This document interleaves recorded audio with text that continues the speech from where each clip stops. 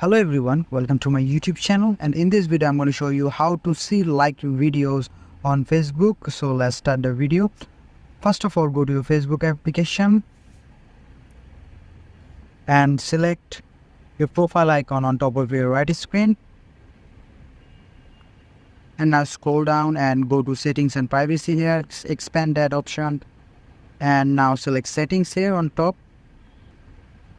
And after that, scroll down and find your activity option. And here you can see your activity, and under this you can find activity log. Just click it.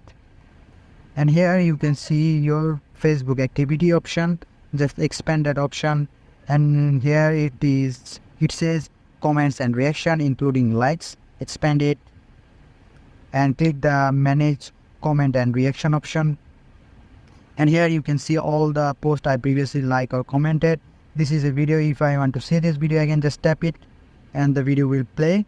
So in this way you can easily find your like videos. So this is the video, and I hope this is a helpful video for you, and I will catch you guys in the next video.